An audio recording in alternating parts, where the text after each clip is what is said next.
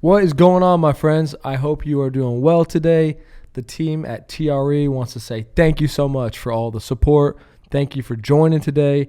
This is the Real Estate Podcast, and we want you guys to do us a solid. If you don't mind, can you help us get the message out? We believe that real estate can be for anybody, and we believe there's opportunities for people to grow with us. So if you can, please share, subscribe, like, comment. Thank you for being here on our journey, and we are going to continue to add as much value as we possibly can and try to shake up the industry. Let's dive in. Everybody seems to be excited about wholesaling and flipping deals, and this rental properties course should be good too, though. I mean, this is in every single one of the courses too. You know, I always tell them, like, wholesaling's great, flipping houses is great, but you're not going to build wealth doing either one of those. And to, you know, really build wealth, to set yourself up for success for the long run, you have to own real estate. Absolutely. And so hopefully this one does really well and people get a lot of value from it.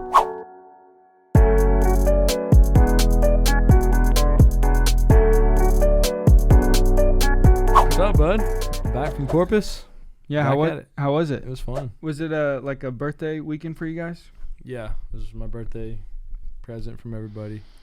Y'all, where was that house at that y'all were? It was close to my mom's. Seemed like a big backyard. Yeah, it wasn't a huge house or anything, but it was a good setup. And then they met this guy at a restaurant. He was playing music, and they met him like 2 months ago, and they asked him if he played private parties, and he did. And he played all your favorites, huh? He knew all the good stuff. It was interesting because he knew. I still can't figure this out. He's a cool guy. He knew Childress, Stapleton, Sturgill, but he didn't know any Zach Bryan. Like, what's going on here? He like knows who he is. Yeah. Zach Bryan's a little different than those, though. Zach Bryan's a little more mainstream than Childers or Sturgill. I guess so. I think of him as the same. He's not as outlaw as Zach Bryan's. More like a love poet versus drugs and on some of his videos he's wasted. Yeah, I know. I'm not saying he doesn't. It's just his music is a little more like touchy feely than the others. Yeah. Huh. I can see. Wouldn't that. you say that? Yeah. Have you heard the Burn Burn Burn song? Yeah. I love that song. Yeah, it's a good one. He made his own song, this guy Clayton, and it sounded so similar, like almost exactly. And Lexi's like, that sounds just like Zach Bryan. And musicians don't necessarily like that. Yeah. They feel like that's an insult. Yeah. So. Y'all got the cops came? Yeah, dude. It was like for noise or what? 4 o'clock or 5 o'clock, and the neighbor, he came over and he complained. Then he started mowing his yard right next door. To try and bother y'all, you think? I guess. And then the cops come and they're like, there's 8 people back here playing country music at 5 o'clock in Corpus. Can you guys just turn it down a little bit? Yeah, so it wasn't a big deal. No. Well, what else going on? You what are you seeing with people you're meeting and investors? And well, we got the big deal that option period ends tomorrow on Westgate or Highgate. We're working on closing some deals that we have. I'm trying to get an extension on Llano. I guess the closing date's Friday, per the contract. But I asked her today if we could extend it. Is she really sleeping on the floor?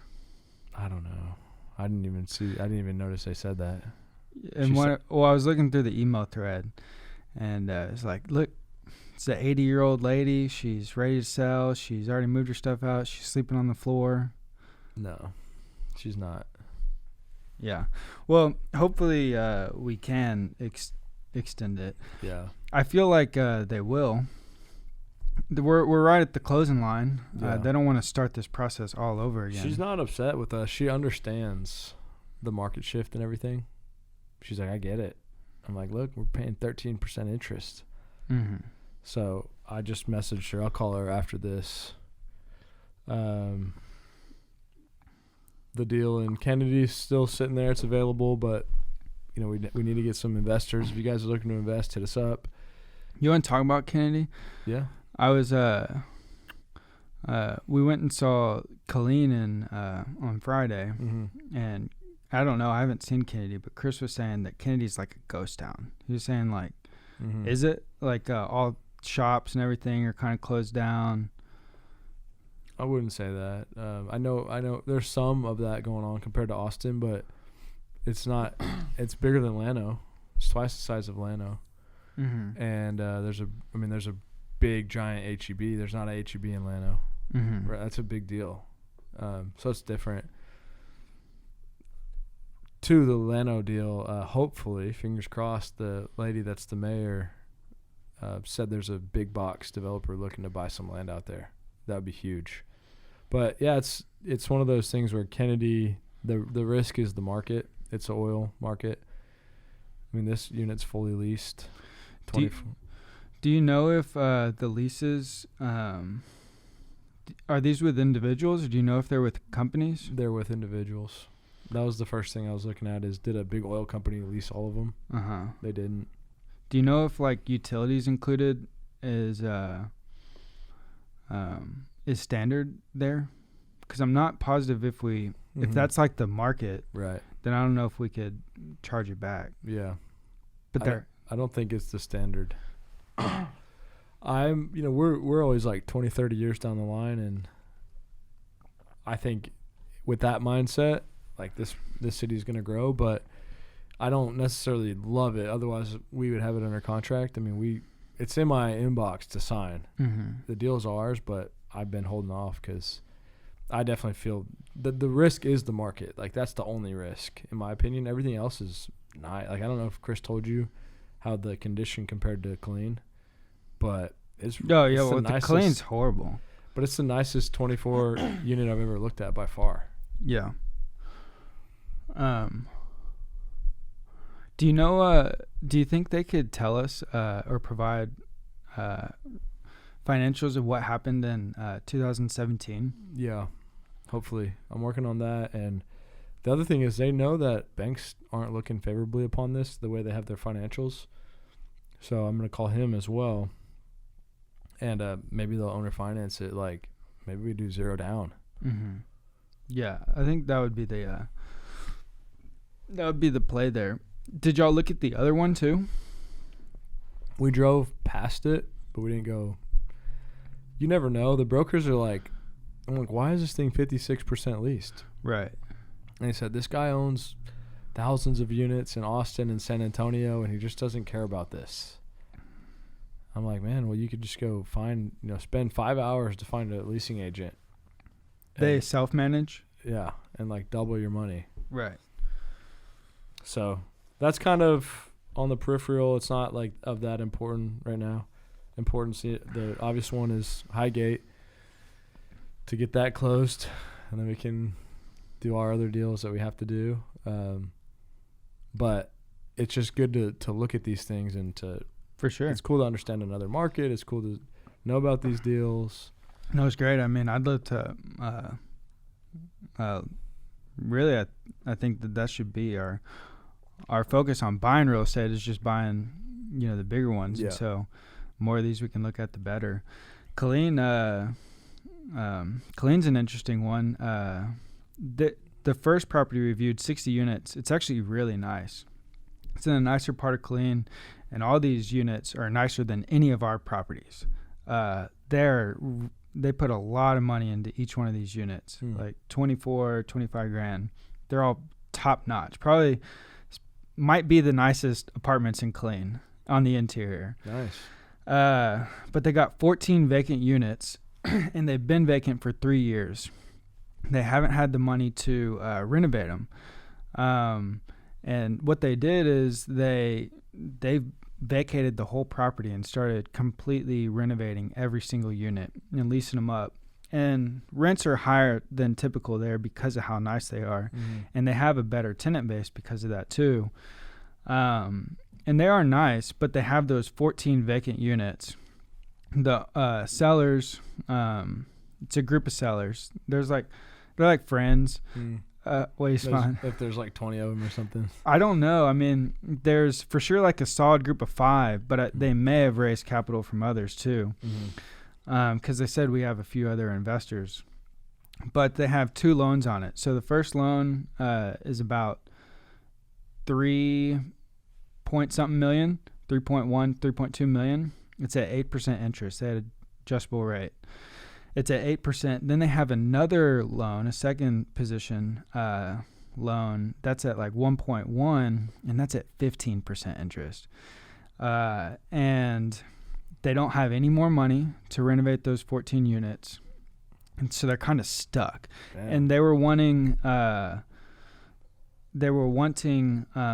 someone to come in and have a option contract, put 10% down, and then the moment you execute the option, it goes non-refundable. So they want to sell for 6.5. So they want $600,000 as this option contract. Then this money the sellers are going to use to renovate the 14 units and then lease up. They say it's about $24 per unit to renovate them. That would be about $300,000-$400,000. Then they got the other for holding costs, they say. And their goal with this structure is for them to be able to finish the units, get them leased out, so that they can sell at this $6.5 million value. And then the buyers during that option period would be able to secure financing and purchase the rest. But even at the 6.5 value, I mean, it's like a 4.5 cap in Colleen. And so we got there, and Elliot was there, Lada and Chris came. And so the sellers were all there too, and we started talking to the sellers. They brought us in the office. Broker didn't get there yet.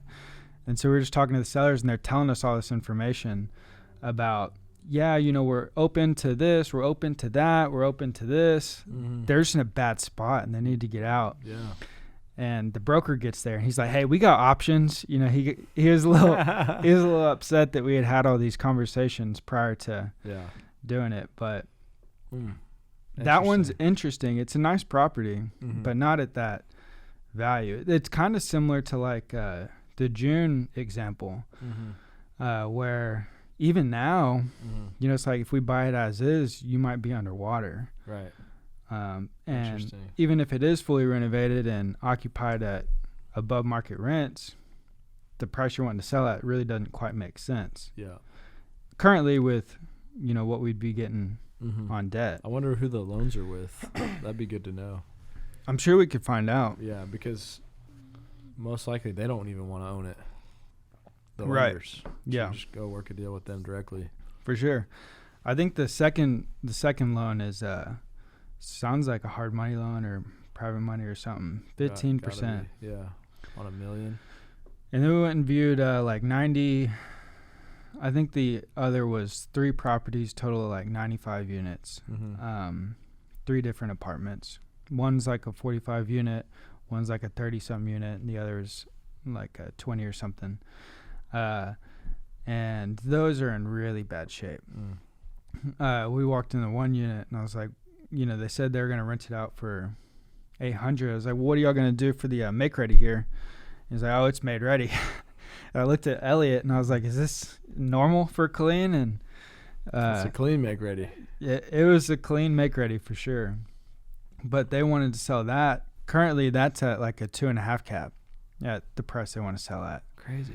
I know. And the brokers, you just blame it on the debt. Be like, I'd love to pay these prices, but, we're not going to be able to get a loan on this. He's like, well, can you get approved? It's like, yeah, but it's not me. It's the property, and right. They don't have any answers, Yeah, most of the brokers don't own properties, so they just don't understand. Well, this guy's no novice. He's been doing this for a long time. He knows the deal. Yeah. But he does have a lot of listings over there. He's got, the 60, those 95. He's got another one. So he's a good person to... That's the guy that reached out to us? Or no? Well, no. He connected us with a broker. Got it. But the broker's got all these listings and knows these sellers in that area. The others too, the 95, I think it used to be a better part of Colleen. It bumps right up against Fort Hood, but And so I don't know much about Fort Hood, but apparently there's all these gates around Fort Hood that lead into the civilian population. And apparently they closed these gates indefinitely. So like it cut off this one neighborhood where there's a lot of traffic going through. And people could live in here and work at Fort Hood and go through this gate. But now it's just secluded. And so that kind of ruined this area as well. That's a good thing to know, to think about buying stuff. Like a potential risk factor. Yeah, shutting down a gate. Yeah. Yeah, it is. But it was fun. I think it opened Elliot's eyes up a little bit. Lada and Chris Lada specifically, she's loving running all these numbers and learning a lot. Yeah, that's awesome, man. That's the goal, guys, is we're trying to scale up into larger deals as we've done a good amount of single families. We know what that looks like, and we'll still do them as they come, but not actively pursue them as much. Yeah. Because we could spend a lot of time and buy 20 houses this year, and it won't make that much of a difference for us. Right. It depends. It's just really hard. Right now, the cash flow, as you know, is just really important, and they just don't. Even like the Corpus one, we lose money on it right now. Yeah. There, I think it's just the insurance is a little bit higher than normal. Yeah. Quite a bit higher than normal. Probably like double or triple. Yeah. The wind insurance. But we'll see. We'll keep pushing. But we got we're about to launch a new course.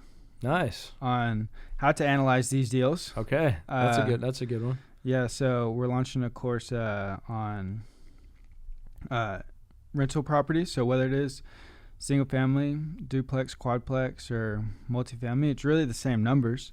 But this is how to build a great team, how to find the deals, how to get in touch with lenders, contractors, property managers, how to interview them, really build that team, because it's the most important aspect. Yeah. How to identify the deals, analyze the deals, make offers on the deals, buy the deals, manage the rehab if needed, manage the property managers, which is also really important.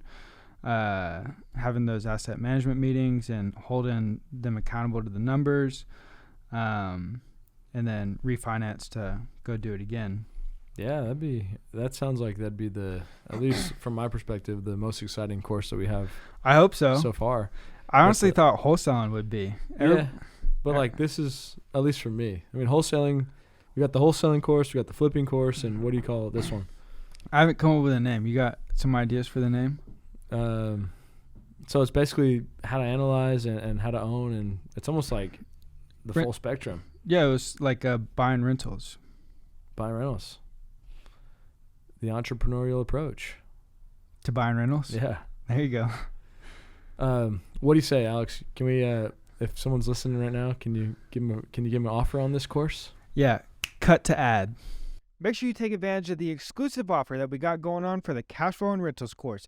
This course will teach you how to find the right deals, how to make sure that they cash flow, how to build a great team of lenders, contractors, property managers, how to buy the deals, get them under contract, see it all the way through, renovate the deals, hire the right property manager, oversee the property manager, and sit back and collect cash flow.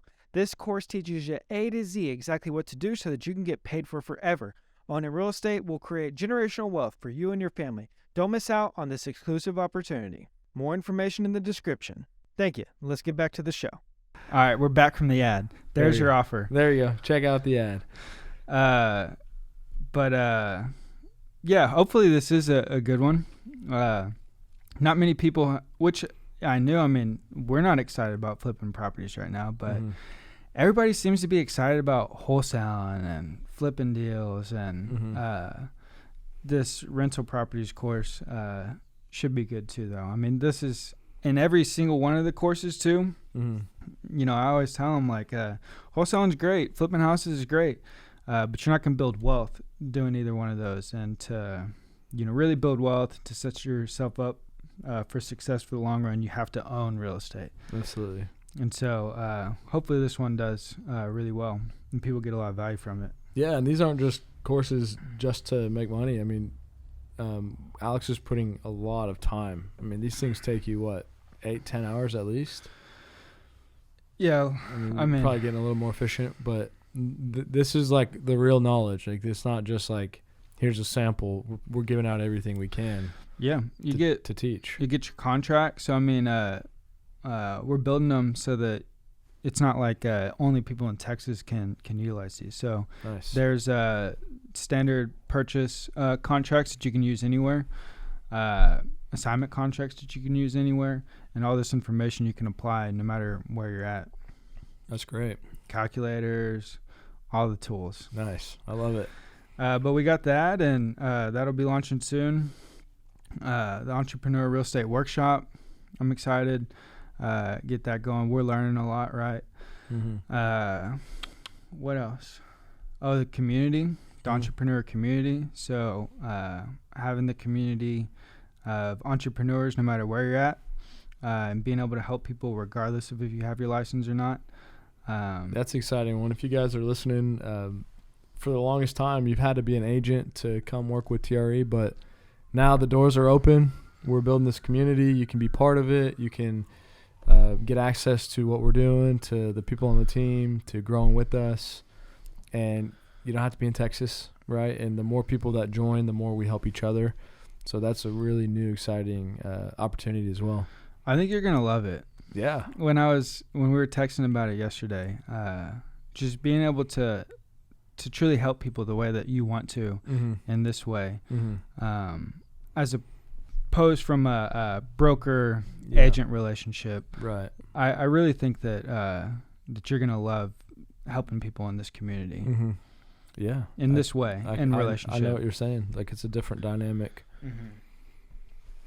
So yeah, reach out if you have interest in that. The entrepreneurial community. We're looking for the people that got a fire in their eyes, that want to make a change. This stuff's not easy at all, but it's possible, and it's beautiful, and you get the leverage and to do it with people and to have fun doing it. Yep. What else? Any other updates? Just excited about Corpus, man. I want to figure out a way to get down there more often, and I feel like there's a bridge that can happen between Austin and Corpus in a lot of ways. Also feel like it's very untapped for me personally, like on the relationship side. But there's like both cities have things that the other one doesn't in a lot of ways. Like cash flow Corpus, appreciation Austin, more capital here, more beautiful in Corpus in my opinion. But there's just like a lot of ways that I think people can work together from Corpus and Austin. San Antonio as well. Like even my church, like I was going to a church in Corpus when it was the size of my church, the church Wells Branch, now, and now they're building the facility with 25,000 seats. Wow, that's crazy. I know. And so I'm like, in Corpus? Yeah. And I don't necessarily know the pastor well, but I've been texting him and stuff, and I feel like he could work closer with the pastor here. Maybe they team up. James is a great connection with Gia, and he needs money. Like, he's held back from capital, but he's really good at what he does. And I think there might be the capital in Austin. And so it's just interesting to think, like, how these two cities can work closer together. How big is – because Wells Branch is building a facility too, right? Yeah, it's small, though. I mean, I don't know, maybe 1,000 people. 25,000 people. How many people live in Corpus? 30 or 350 probably. 300, a couple years ago. Do you think that 25,000 people are going to go every? Probably not, but it could grow into it. Like for the next 10. I mean, it's they're spending, I don't even know, millions and millions. So they're thinking 30 years. But they have two big campuses already, and they're both packed every Sunday. Like probably already like 5,000 people. 25,000's a lot. Yeah, dude. It's stadiums, college football stadiums are right. NFL stadiums, I think, are 60,000. College stadiums are 100,000. Big ones. I was at the Marlin Stadium in Miami, and that's 33,000 people, and that was huge. Yeah. So I'm just imagining. I mean, 25 is not that much less. Yeah. It's big. Yeah. That's cool. Yeah. How long does that take for them to finish? Oh, man, probably like 3-4 years at least. But yeah, I talked to Harold. Yeah, how's Harold? Just like 10 minutes ago. He's good. He still wants to team up on property management. I also think there's just so much opportunity with like maybe a different type of brokerage model there. You know, property management, people charge 10. And you just come in and charge 7 and offer a better service. And then who knows, maybe like different businesses like Juiceland, for an example. I love Juiceland. Maybe a Juiceland could go well in Corpus.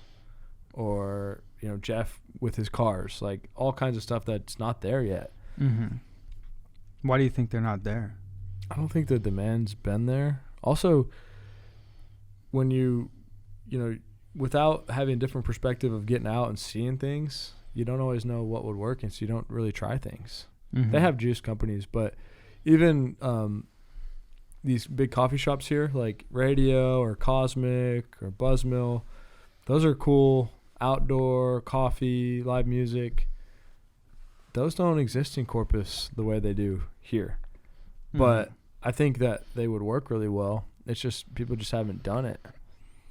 Yeah.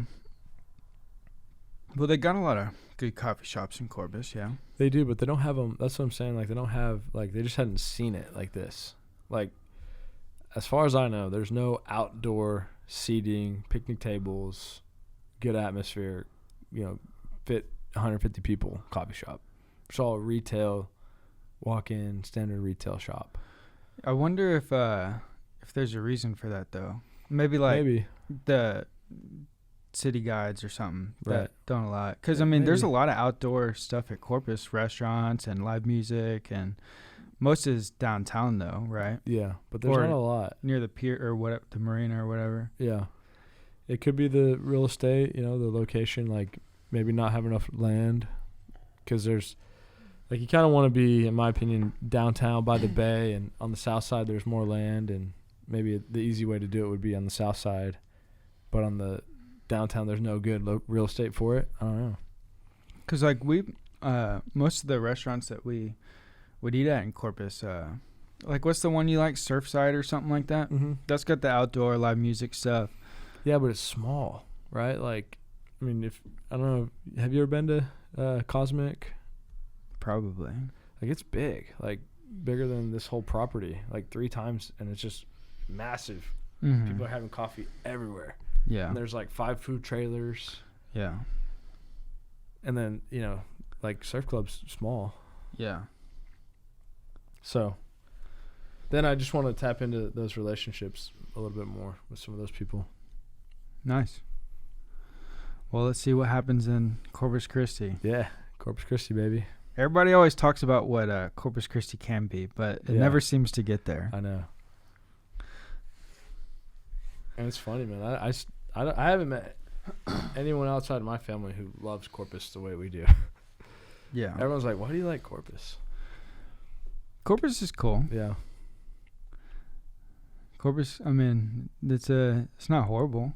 There's worse beaches in Texas and worse beach cities. Yeah. Maybe I could teach some college classes there too. Which would be at cool. A&M? A&M Corpus. I thought about this. They don't have a real estate program. So I don't know how the logistics work within colleges, but why wouldn't they want to open up a master's degree of real estate similar to they have in College Station, but in Corpus? Do they offer master's programs there? Well, yeah, but not for real estate. Most people, I was having a conversation yesterday. I mentioned your A&M master's program. Most people in general don't know that anything like that exists. Yeah. So A&M might, I mean, I don't know. I'm sure there's one out there somewhere, but A&M might be one of the only ones. There's probably like 10. There's some big ones. A&M is considered the best, but they have one at USC. They have one at I think Yale or one of the higher end schools. Like, there's a few of them. Yeah. But I wonder why it's so. I don't know why people are so. I don't know much about college, but I don't know why people are so baffled that Oh, there's a real estate master's program. Yeah, it is kind of, I mean, I found it on my own. What are the typical master programs? Like business? MBAs, business. That's pretty much the only one I think of when I think about it. Social work or something, maybe? Yeah, I mean, you get a master's degree in history, and you get a master's degree in Education. Yeah. Master's degree in cannabis. One day. University of Colorado. Oh, they have one? I don't know. Probably. Yeah. So we'll see. We'll keep plugging. I'm going to the house today at 3:30. We moved it. Nice. Because our boy's been difficult. Do you have anybody else going with you? One agent, hopefully. Nice. And oh shoot, I need to call Jeff and check in. Yeah. All right. Thanks for tuning in. Hey, make sure to join the entrepreneurial community if this is of any interest to you. Check out some of our courses. We got an event at the end of April 29th. April 29th. April 29th. We got a webinar this Saturday. You probably won't catch that in time. Reach out, guys. Hit us up. Keep hustling. Don't get down. Stay entrepreneurial. Peace. See you next time.